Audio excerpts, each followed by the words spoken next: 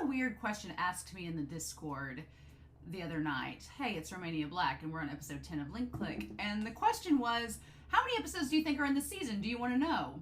The answer is no. And I was like, I don't want to know how many episodes are in this season. I have been under the assumption that it was 11 or 12, because I think there was 11 or 12 episodes last season. There was 12 at the most. Maybe it was 11. But I don't want to know.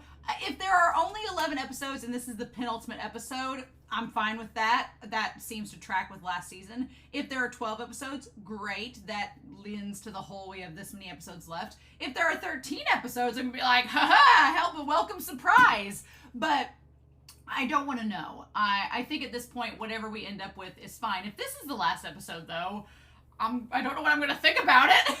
I don't think it is, though. I think this is either the penultimate episode or next week is, in my opinion. So we'll just have to wait and see what all we get in this episode. But last episode was definitely the best of the season so far. It was answering lots of questions, but raising lots of other questions, and in typical Link Click fashion, and giving us just enough mystery to pawn over while we wait for the rest of the episodes and the live action and probably season 3. So I have a lot of questions that a lot of comments I want to address, and some things I've thought about since last week's discussion. First of all, just some things that I've posited that I didn't mention in last week's discussion. Chin working on the case with Chan for the twins makes sense why Chan believed he had to get Chin out of the way. It wasn't, I've been wondering this whole season, like, you have Chan Bin, who has a wife that's with child that connects to Chian's story. Like, was he jealous of Chin? Like, what was the reasoning was? And we can posit whether he was jealous or not, but I think the pragmatic and logical decision that I've been waiting to find out with Chan is simply Chin was a witness to him meeting the twins. He was a liability. He was somebody that needed to be taken care of so that he couldn't tell Chow and the others about Chan's involvement. So that's why he had to go. So whether or not there was a jealous or emotional connotation with it, the fact of the matter is that Chan, as a lawyer and as being somebody that's very pragmatic, is like, no, Chin has to go because he was a witness to what was going on. And that's why they set him up and did whatever. So that makes sense. He was a loose end. But then the other thing is, Chan, we've talked last episode about whether or not he was upset about his wife's cheating and then, was manic about it later, like, oh, she got what she deserved, or whether he felt guilty about it. I'm starting to think it might have been more the latter, or that he just wants to go back and ask her about it, because here's the thing. Why does he want to go back and change the past if he thought she was cheating and deserved to die? Why would you want to do that, right? Unless he wants to go far enough back into the past where he can change his ways, be there for his wife, make it to where she doesn't want to cheat on him and doesn't cheat on him, and that alters the entire timeline. Unless he's wanting to go so far back that he wants to change things to be with his wife and to where she won't cheat on him, then otherwise, why would you care? One of those situations. Like, why would you want to go back and change the past if you knew she was a cheater, unless you want to try to prevent those things from happening? So Sarah Linda brought up the idea of maybe Lou setting up the situation where Cheng would inhabit his body, get taken to the theater, find that location out, and then clap his hands. Now, how he could clap his hands, I guess if they're behind his back, he could do it, maybe. But clap his hands, go back into Cheng's body, be like, I know where they're at, and then lead the police to the theater. That's a very logical conclusion. I like that setup. The only thing that complicates that now is if Cheng doesn't get on the boat as Lou, then we'll never know, right? Or we won't know where the location is. So I think he's going to get on the boat. I'm like 85% sure he's going to get on the boat, but I'm like, I don't know if we're just going to like just change fate. I don't know what we're going to do this episode, but I think he's going to end up on the boat, but I'm not sure. But that would be a good thing. That would be a nice thing to be in Lou's body, then Matt clap out, leaving Lou to deal with Tian Chen, and then go back, tell everybody where they're at, and then they all go. Like that would make sense. I would be on board with that. But if the timeline changes, we're in no man's land, so, Tony Simi says, is Tian Chen planning to betray Chan? Does he have the phone? Yeah, we were talking about this in the comments. Tian Chi, the sister, seems to be in not a very good state of being, not a good state of mind. Her having the phone, I could see it only because she wouldn't do anything with it because she's just so panicked about it. And Tian Chen's like, here, take the phone. You're not going to do anything with it. But I don't know. I will not be surprised if Tianqin, who views, because last episode I was like, Chan is acting a lot like the dad in his jealousy, in his actions, and I thought it was really ironic that Tianqin's working with him. I won't be surprised if Tianqin does betray Chan, and this is part of just his elaborate whatever, because Tianqin seems to be the one in control more than Chan at this point. Chan is so emotionally driven, and Tianqin is too, but I think Tianqin is a little bit more in control, and he's not playing all of his cards to Chan, or so Tianqin thinks he's not playing his cards. Now, whether or not Chan is onto him or not, I don't know.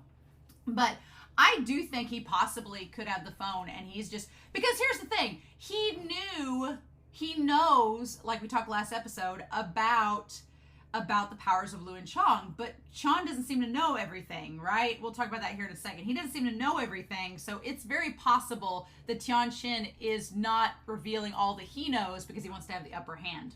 We'll see. Josh Chu says that in the time machine, the wife of the main character that he tries to save is named Emma, which would tie this all back together, right? Emma's death leads to all of these things happening, just like in the time machine. And not exactly the same, but I like the connection there.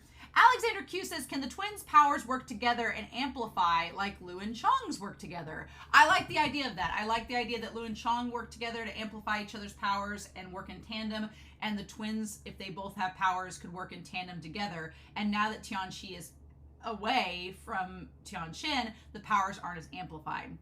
I like that idea. We'll run with that.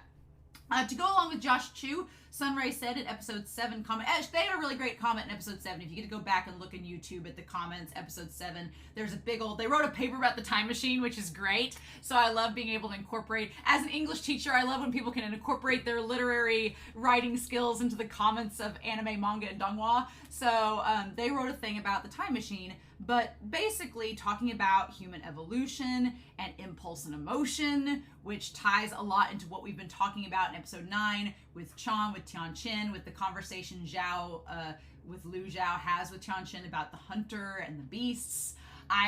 The conversation of human evolution and emotionality and intuition and impulse, it all ties together with this series, right? In a very succinct way, even if it's not, I like that it's not a beat for beat, this isn't the remake of the time machine. No, it's just taking a lot of concepts from that story and injecting them in this modern twist, which is fun. SQQLBH314 was talking about maybe the numbers of Lu's passcode could refer to Emma's death that occurred in September. I think we did the timeline last episode, and I'm not sure if that entirely works out. And plus, Emma's death wasn't in 2005, so, and the earthquake wasn't in 2005, it was 2006. So I'm not sure how that all works out, but I would love, Anime Annie was like, what if the numbers just don't mean anything? And the creators were like, let's see how deep they try to explore this and make it mean something. And I'm like, ugh. Or the numbers are something we don't know about yet. That could very well be. Also, I like the idea, we talked about this briefly just now, Chan doesn't seem to know what Lu's power is, or the importance of him in episode 8. But Tianqin knows from controlling Ling in episode 1, he was like, oh, so this is Lu Guang. Oh, what's your powers? How does this work? Like, Tianqin's been trying to piece it together. So he knows Lu is important, but Chan does not. So that means Tianqin is finding out things and not communicating them to Chan, which kind of lends to Tony Simi's theory about maybe Tianqin's going to betray Chan and just take off with his sister. I would not be surprised if Tianqin like ends up killing Chan and is like, thanks for teaching me how to use my powers. Thanks for teaching me to be a hunter. Bye. And the hunter becomes the hunted, right? Would not be surprised. So we'll see how that goes. And finally, Anime Annie says that Lu Zhao has been overseas. Did he run into Lu Guang and Cheng? I don't think so. I think they might have been at overseas. It's so weird when people say they're overseas. That's the rest of the world. Like Xiao could be in France and Lu Guang and Chong could be in America. Like, we don't know what overseas means. So it's kind of hard to tell, like, if characters have met overseas because we don't know what the context of that is. So I don't think so. It's just interesting they left the country, both sets of characters, and then here we are. So yeah, but I'm really excited to get to this. I'm really excited to get to this episode, but we'll just have to see what we get. So I'm not gonna waste any more time. We're gonna dive right in and see what happens, but I don't know what to expect, y'all. Are we gonna change the timeline or not? We'll have to wait and see. So we're gonna start episode 10 of Link Click, and we're gonna do that here in 3, 2, 1, and let's go.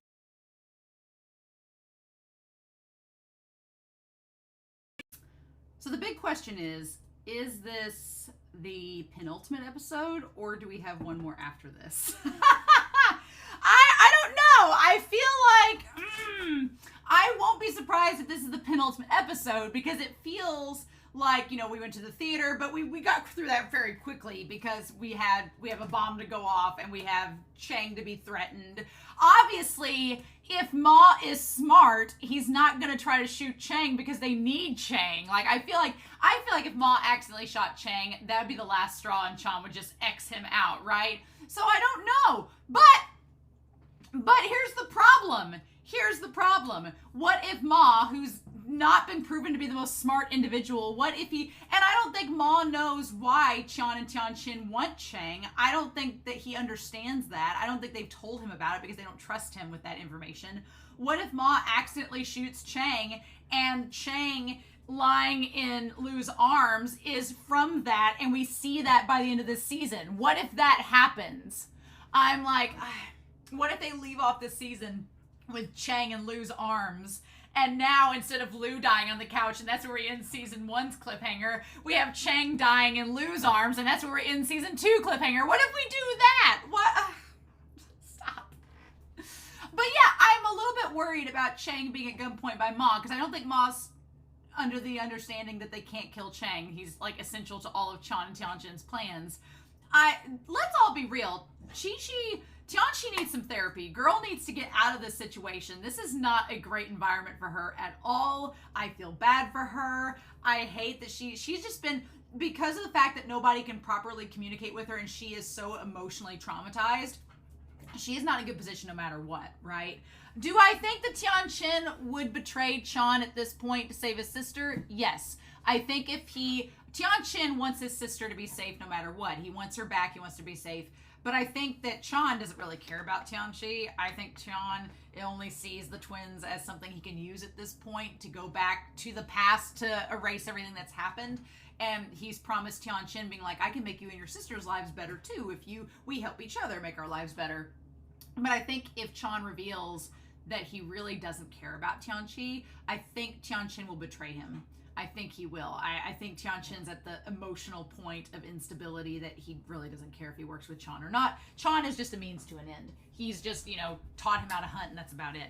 And we still don't know where Lu Zhao is in all of this. He has to come into play at some point, right? Right? The fact that Lu Zhao hasn't shown up, if this is the penultimate episode, and next week, here's the things we have to solve for next week. We've had this bomb go off, so that's a question. Is Lu and Ling okay? I feel like they will be. We saw them going up the stairs, but that doesn't mean that they got to the top yet. I feel like the bomb was a distraction to lure. I feel like Ma, who was the spy for Chan. Chan was not present at the stage, right? Chan was not present. So Chan could have been in a lookout position, ready to let the bomb off. And once Ma got a hold of him and was like, hey, they're about to make a move, he set the bomb off to cause a distraction and potentially lure Chow out of the car so that Cheng and Tianqi could be taken. So I feel like they're okay, right? But we have that to settle next week. Like, what's going on with that? We have Ma with Cheng at gunpoint along with Tianqi. The question is Tianqi going to do something? Is she going to try to get to Ma or do anything like that? We don't know what's going to happen with them. Are they okay there? Chow is out. Chow is tased and potentially knocked out. And then we have Chan and Tianqin. If this is the penultimate episode, then I could absolutely see Lu and Ling coming out of the building. Cheng could be in trouble, but I'm like, they have teased Lu Zhao so much, and if he's the guy in the poster that I glimpsed at, then is he going to show up like in the last episode and just be the connector between? Is he going to like grab Cheng or something and be like, hey, what's up, Lu? Or long time no see, Lu, and then it's like a big thing. I don't know. I don't know what his point in this story is, other than the fact that he taught Tianqin, but then why is he in the promotional stuff? I don't know. So, the mysteries deepen. But we did get a lot of answers in this episode, which was really good. I'm glad we got some answers. So basically, everybody's up to speed on what the powers are. Good. Glad that we did that. The images that she was drawing, though, the pictures that she was doodling, there's the one picture of the mom with both of them, with the two siblings, right? The mom with both siblings. It almost looks like there's a third sibling, like a baby in one of those shots, but I don't think that's the case. Maybe it's a doll. But then she looks at the pictures, and there's the picture of all of them together as a family. The picture at dinner does not include the dad, which is noteworthy. And then there's a picture of how the powers work. So, in the thing of how the powers work, they're possessing Lu Guang, which is fascinating that it's Lu that's drawn there, which is interesting, right? That's interesting indeed. So, it shows her with the scribbles, right, of what she sees. And so the way that the powers work, essentially, is that Tianqi has the possession powers. He's the one that can possess people. He can possess people in the present through touch, right? Just like Cheng can possess the photo users, or the ones that have taken the photo. So both Cheng and Tianqin have the power to possess. It's Tianqin, not Tianqi. Tianqin, they both can possess people. One can possess through the past, the other can possess through the present. Seems legit. Then we have Tianqi. Tianqi's powers are she can use photos to go back to the past. She can use she can use pictures to go, she can use photos to go and transport. It's kind of like she can transport techniques. She can go to a person anywhere in the present, right? In the present. But she can't possess them. That's the thing. Her powers, it's kind of like a crossover here, because Lu can navigate photos in the past. We don't know about the future. We speculate the future, but we don't know for sure. But he can navigate into 12 hours into the past with the photos. So he can see the past supposedly for 12 hours. She can navigate the present. So what's interesting is there's this like cross section here. There's a cross section where her powers are kind of like Cheng's, where he can go back into photos. They both are able to use photographs, but she has a similar ability to Lu's, where she can navigate just like he can navigate, but both Lu and Tianqi cannot possess. Cheng can possess and Tianqin can possess, but the trick is both Tianqin and Tianqi's powers are present based. They can't go back into the past like Cheng and Lu can. What I'm curious about is, it seems like Tianqin and Tianqi are both establishing powers in the present. Cheng and Lu are establishing powers in the past. Is there a pair of individuals who can establish powers in the future? Don't know. We don't know yet, right? But it's clear that Tianqin, his thing is, he wants to use Cheng like he uses Tianqi, and he wants to use Cheng's power to go into the photographs, only he wants to possess Cheng within the photographs, and he wants to basically have Cheng go back into the past with the photos and possess Cheng while he's in the past and alter the past. That makes sense now. So it makes sense why they don't need Lu. Lu can just navigate. He's like Tianqi. He can't actually do anything. He just is able to navigate the photos. But Tianqi is powerful because she's like a little satellite thing where she can just, as long as she has a photo of someone, she can find them anywhere. And so then once she finds them, then Tianqin can possess them when she finds them. So it's a very handy ability, right? A very handy ability when they work in tandem. And the idea that the twins work in tandem like Lu and Cheng, it all makes sense now.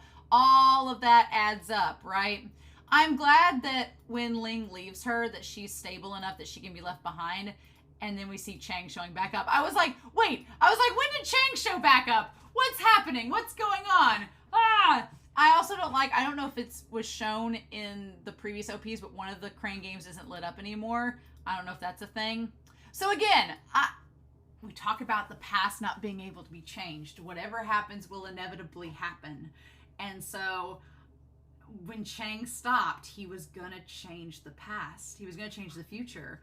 But the Cheng of the past was like, oh no, I can't let that happen. And so he started rushing forward, and then Cheng realizes, even if I want to change it, I can't, because it's already set in motion. It's such a crazy thing. It's very much like, it makes sense why Lou's like, you cannot change the past because it's so set in stone already that once it starts getting in motion, it's hard to disrupt it. And if you intentionally disrupt it, it would cause a major life-shattering, time-breaking thing. So, which is so funny, because I want Lou to tell Chan and Tianqin, being like, look, sometimes the past sucks, but we can't change it. We can only move forward from it. So quit trying to change things that aren't going to be able to be changed, right? It's just like, oh my gosh. So, I don't know where my dog's toy is gone. But in any case, I like the idea that things were set in motion, and Cheng tried to, like, in character, go to find, to stop Tianqin from leaving. And then that's when Cheng's like, well, damn it, I got to go as Lou now, because if they take Cheng, game over. So I'm going to shove him out of the way and go in his place. And we get established. The one thing that sucked about this was that, like Sarah Linda said, it would have been nice if Cheng had not been forced out of the body and could have gone and seen where the location was. They ended up finding it anyway through Tianqi, which is great. I like that they end up finding the location through her regardless. But still, it would have been nice if they could have used, it would have been nice if they could have used Cheng in that moment to get and see exactly where they are. But what can we do? Also, it's worth noting that these powers conflict, so they force each other out. Or at least Tianqin forces out Cheng. And it's happened in the past. It happened with the mom. So we can basically assume that Tianqin is the one who possessed Lu Lan when she killed the dad. And probably what happened afterwards, I think people were saying it in the Discord. I glanced through it after this episode before I came back here. Basically, Tianqin possessed the mom, killed the dad, but then through using the photograph that Tianqi had, that's how they did it without having to touch, because she had the picture of her and her mom. But then at the last second, the connection broke. The mom probably freaked out seeing that she killed her husband and stabbed herself and killed herself. And that's why Tianqin says he's responsible for both his parents' deaths, because him killing the dad ended up killing the mom. So, problem and questions answered there, right? Questions answered there. And I was forced back out. I love the imagery of him exiting the photo and how that's portrayed. It was really, really stylistically well done. Like, it just, everything getting like a photograph, like being developed. It forced him out of the photograph. That's how he got there in the first place. And then we see exactly what we've been talking about, the moments that they grabbed each other and the moment that the touch enabled. What's scary about it is that we see that Cheng, while possessed by Tianqin, helps to handcuff Wang to the pole. So it's not only the idea that Tianqin can possess two people at once by grabbing both of them, but it's the idea that he can make a person he's possessed do something to the other person and they don't even realize it. Which is pretty terrifying. Pretty terrifying. Can make them say things, can make them think things. It's not fun. I find it interesting that Cheng gets transported back to the police station with Zhao. I guess he gets transported back to where the other two are that he left with. I'm glad he didn't get transported back to the hospital. That would have sucked if he broke his connection with Lou and got transported back to the hospital. Again, why that happened, I don't know. Not sure. But I like the explanation they give us of how the powers work. That she can't be the person. She can only get you to the person. And that's when Tianqin comes in and possesses with them. And I like that we go back to episode 1 and we talk about how you can lie to me, but you can't lie to her because she sees things. And so that would make sense of how Emma was possessed and jumped. It was the two of them working in tandem. It would make sense that Emma, when she was on the bridge, it was Tian Chen talking to Cheng, but he was possessing Emma from afar with a photograph that they had. Like, them working in tandem is terrifying because, yeah, if Tian Chen can possess and he just needs his sister to get him there, that's terrifying, right? That's really scary. I don't like that. So, but yeah, and then showing the eyes, and it all connects to the crane game, connects to all that. He's like, no wonder he stated that his aim was me. He's like, interesting. I want to take it from you. So that's what the ability stealing thing is. It's not taking Cheng's ability necessarily, but it's instead using Cheng. He wants to get Cheng into the photograph and then take him over, which would essentially be stealing his power. I love it. That all makes sense. He's not actually stealing the power, but he's experiencing him going into the past through the photos. That's how he wants to take it from me. Again, they have the little charms and everything, like, through that, so I don't know exactly how this works. My dog thinks there's a toy somewhere, but I don't see it, so he's just going to have to deal. But yeah, and then we go back to Lu Guang. Now, it is nice to see Chan sweat a little bit here because he doesn't exactly know what to do. I'm assuming we know by now what he whispered in Chan's ear is exactly what went out in this episode with them luring him to the theater and getting them to swap places. Makes sense.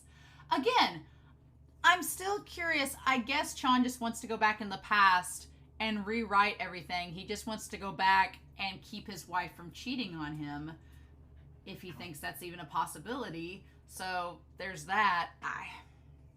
I don't know.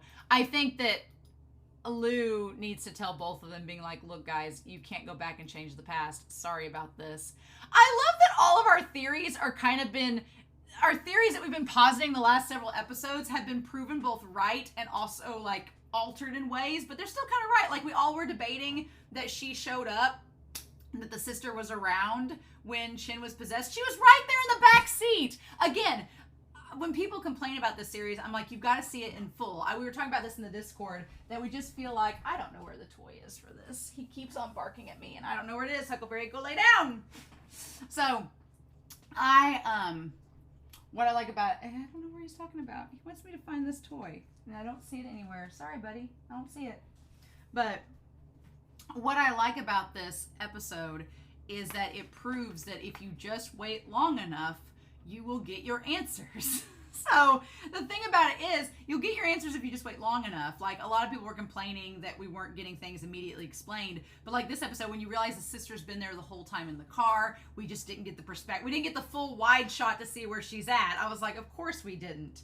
And then the idea that she, got scared whenever Chen was jumping and left the photo and was like, nope, I can't do it anymore. And that's when she runs off. Now, Mom meets someone and gave them the phone, but we don't see who that was. So we saw both of them run off. But what we don't know, and what needs to be still solved here, is the phone. Like, who has it? I think it's Tian Chen. I think it's Tian Chen that has the phone. And are they going to use it to call Zhao at the end of the season? Because it's Lu Min's phone. So obviously he'd have his brother in the contacts. So, or what could be interesting is that it's Lu Min's phone. And what ends up happening is that whoever gets Lu Min's phone at the end, the phone rings at the very end. Like, the phone rings in that cliffhangery way. And whoever answers it is like, hello. And they're like, oh, hey, it's Zhao. It's Lu Zhao. And that's where the season ends. I feel, though, like Tian Chen has taken the phone and he got it from Ma. And because, but I feel like Ma, I could see giving the phone to Tianchi. I can't exactly remember how that was framed in that episode where Ma was explaining seeing who he gave the phone to. I thought he said he gave the phone to the girl, and Chan was like, so maybe Tianchi still has the phone because, And that's why Chan is mad, because he's like, well, the girls ran off. You gave the phone to the girl. She ran off. Damn it. Now we can't get it back. Either that or Tian Chen took the phone and he's hiding it because he's potentially going to use it against Chan. Or he's called Chow. I don't know. I feel like Chow is going to show up at some point and it's just going to be like a cliffhangery thing. I'm not sure. But seeing how they use their power where they hold hands, it's interesting. We have Cheng and Lu clapping hands. We have Chan Chi and Tian Chen holding hands. It's interesting, but I love that this episode took the time to explain and run through everything. And I just don't like Ma at all. Ma is just like a scummy character. Him like just waving goodbye to Chin before he jumps. And seeing like Chan, what I like is that Chan maintains the idea of keeping cool under pressure, but you still see like the little flaws in him, like where he does get panicked, which is a cool thing with his character. So we see the charm. It's like a red eye with like a cat on either side, or a fox, one of the two. Interesting. Yeah, I like the idea of like the red eye being this monster on his charm. I think they're just trying to use it to sell merchandise, if I'm being honest. And so then they're trying to... I love that we get a callback to the shorts where Ling kept the photo of Lu on her phone. That's great. Love it. Wonderful. I love that's the callback. She kept the hot photo of Lu on her phone. Nice. Even though they told her to get rid of all the photos, but whatever. And so the powder that Tian Chen uses on Lu, we actually have it. We have cattle. My family has a farm and we have cattle, and it's blood stopping powder. You just put it on a wound and it stops the blood, basically like coagulates and stops the blood, stops something from bleeding. It's not a very long-term solution, but they just needed to get Lu to the stage for the show. The outfits that they make them wear, somebody was talking in Discord about what the significance of it is. I don't know. I feel like the significance is just to make them like in these little royal costumes, just to make them like not secondhand embarrassment, but just to put them in these costumes they had lying around to make it theatrical and ridiculous, and also as a means that if they had any wiretapped or weapons on them, to dispose of them. So it's just a means to an end. I am glad that Ling shows such kindness to Tianqi and is very caring of her and kind. That part is really good because bless her heart, that poor girl's been through the ringer, and I felt so bad for her in this episode. I'm like, she doesn't deserve any of this. I'm like, no way. There you go, you Lu stands. You get some ab shots where he's like got his abs and pecs out. That's all you get. But yeah, making him wear the white and the gold or white and green outfit, and then having Chang in the black and gold, like, how dare. So they make a plan of going to the theater, but they don't have long to make the plan because Chan's like, we're not going to give them time to do much. We are going to get them here in 35 minutes, put the plan in action. We know that Chang and Lu are close, so they're going to act no matter what because he's going to save his friend, and then we're going to spring our plan into motion because they have the home turf advantage. They're in the place where they don't have to go anywhere. They come to them. So it sucks. It really does. And they're like, Ma is investigating where the police... I was hoping that Ma would fall asleep. I was hoping that was going to be like a sign that Ma was going to fall asleep and that would enable Chang's plan to work better, but it's like a damn red herring. He ends up showing up with the gun. And then when Chan says, I remember the slap in my face, I want Ling there. I'm like, you leave Ling alone. You don't harm her. Leave her out of this, you bastard. Don't you harm Ling. She's an innocent bunny. Leave her alone. But yeah, then them showing up and Chow being with Tianqi. And so they gave her a photograph, right? They go down into the theater. Again, it feels like the Edie where they're going down to where the time machine is. Oh my God. And so he's like, what are we going to do? When he tells her to look at the photo, they gave her a photograph. Which photo did they give her? They had her look at a photograph after you enter the place. I wanted to see what that photograph was that they gave. Showing, but they don't. Yeah, here we go. They make them change clothes. Poor Ling, she's like, this outfit doesn't exactly fit me because she's like so tiny. And he says monitoring, the monitoring equipment. And I like that Chang took the photo in the police station, like the selfie of himself. It's up to you to feel their current situation. I love she has a little stuffed animal with her. Poor Tianqi. I feel bad for her.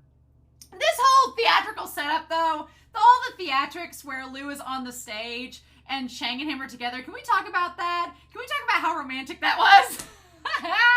It was. I was like, basically trade out your damsels in distress for each other, and Lou being like, why are you here? Oh no. And then Cheng looks like, they both look like princes, like going after them. I feel like, is it the outfits that they kind of wore when they were, Lou is so gangly and tall, like the jacket doesn't fit him quite well. It's like too short, and he has like the t-shirt on underneath it.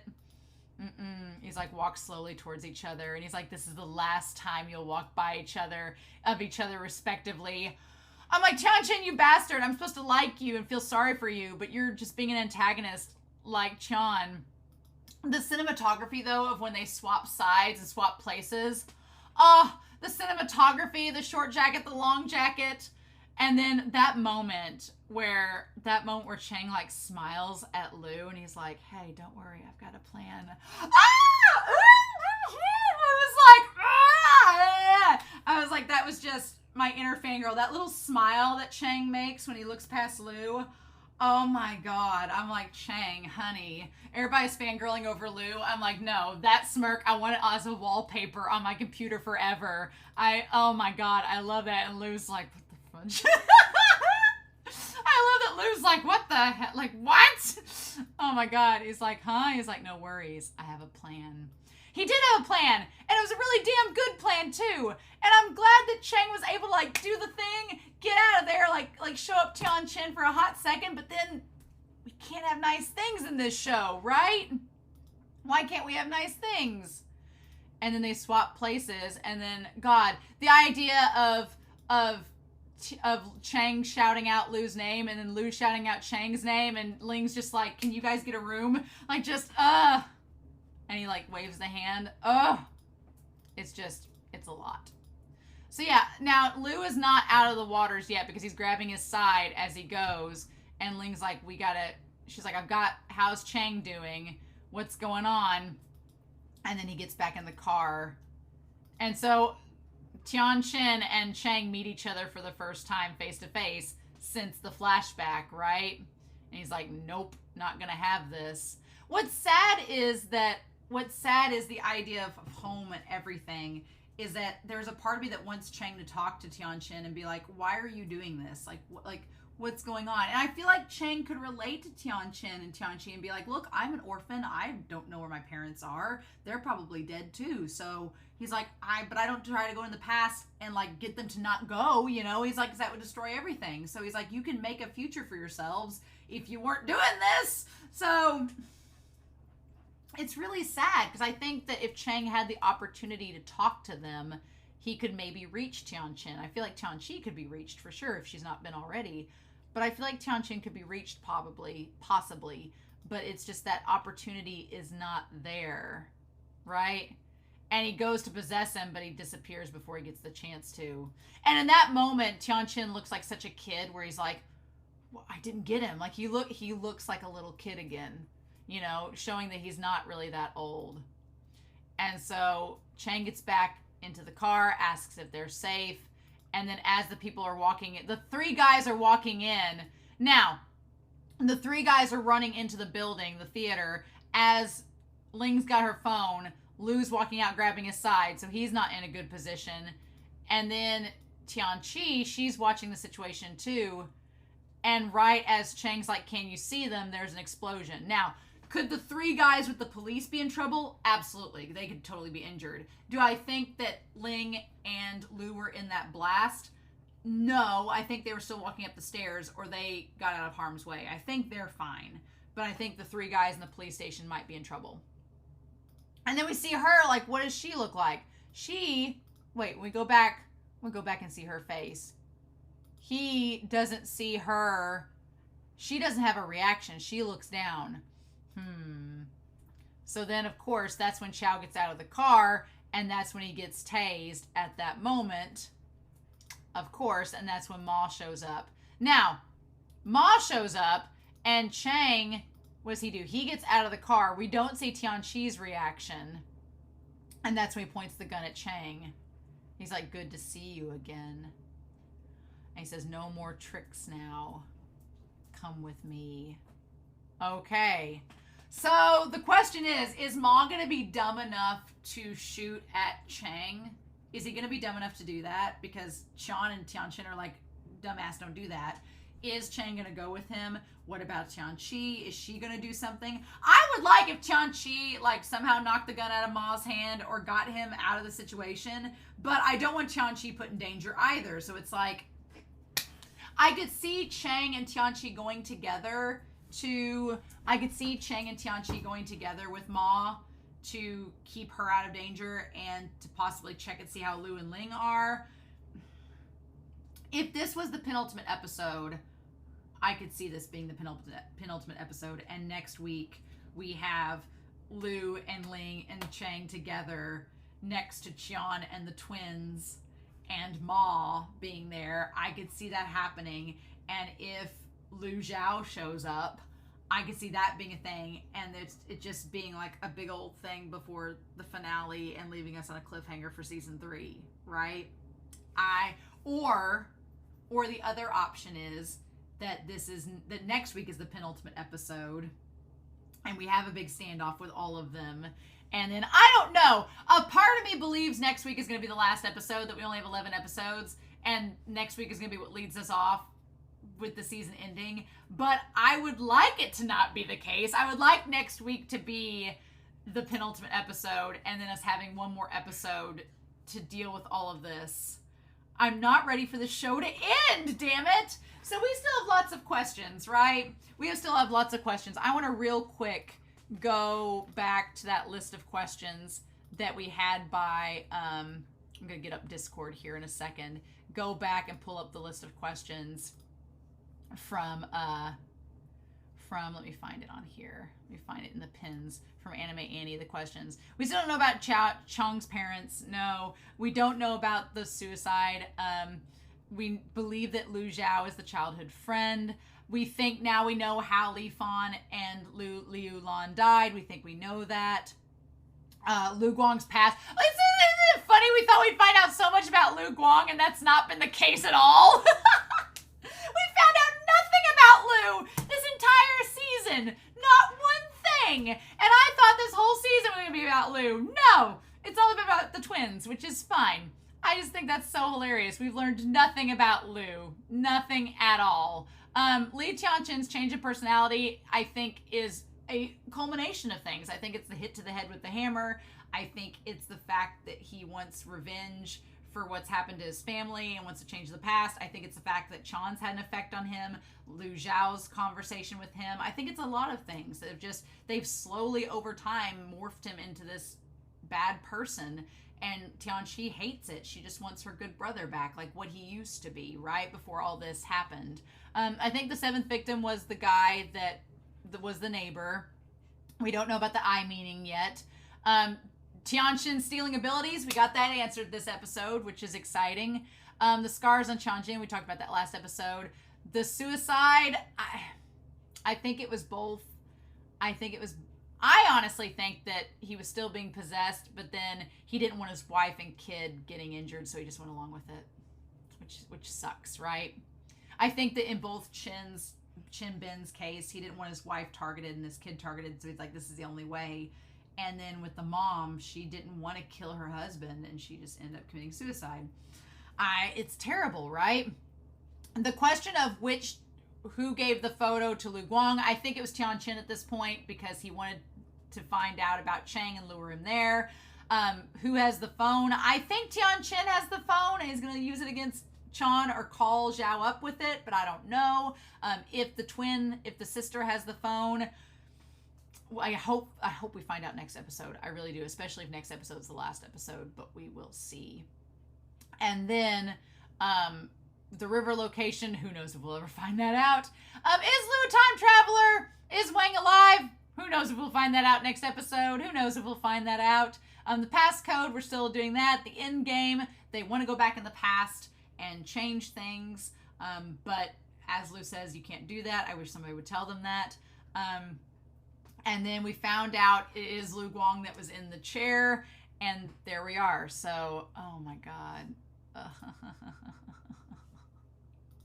So yeah.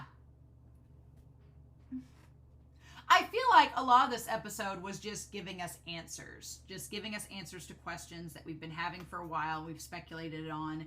And it's finally revealing things. Revealing how the twins' powers work. That they work in tandem. Revealing how the twins' powers work.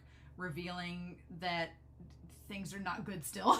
I'm glad that our crew are all together. I'm glad they're not separated. Whenever they get separated, that's a bad thing. But now I don't know, because are they going to get Cheng next episode or not? Is Ma going to make a mistake? Is Lu and Ling okay? This stupid series gives us these cliffhangers and makes us question all these things. I'm like, eh. So, fun times. Right? Fun times. I don't know. But I'm very excited to get comments about episodes 8 and 9 coming up.